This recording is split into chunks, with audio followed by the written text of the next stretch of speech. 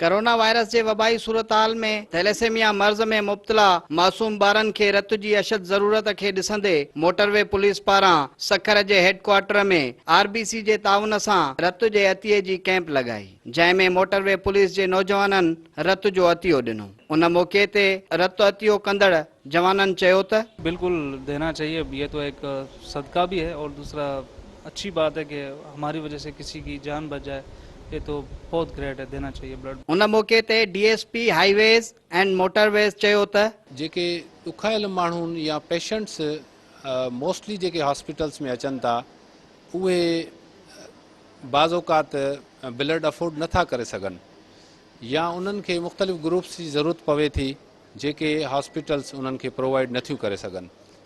हे हिकिड़ो नेकी जो कमु आहे जंहिंमें असांखे वधि में वधि पार्ट प्ले करणु खपे। जॾहिं त आरबीसी जे नुमाइंदे सिंध टीवी न्यूज़ सां ॻाल्हाईंदे चयो त थैलीसीमिया जा ॿार आहिनि जिन्हनि खे हर महीने रत जी ज़रूरत हूंदी आहे।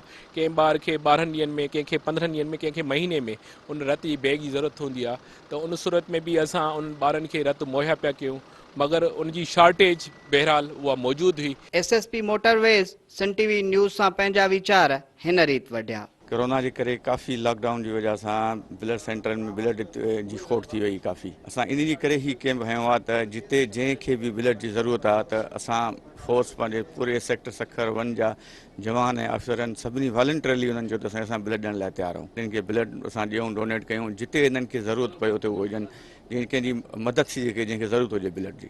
रोडनि ते माण्हुनि जी हिफ़ाज़त ऐं ज़ख़्मियुनि खे अस्पतालनि ताईं पहुचाइण सां गॾु मोटरवे पुलिस जे जवाननि पारां रत जो अतियो करणु बहितरीन अमल आहे। कैमरामैन रज़ा लगारीअ सां गॾु नज़ाकत जतोई, सिंध टीवी न्यूज़, सखर।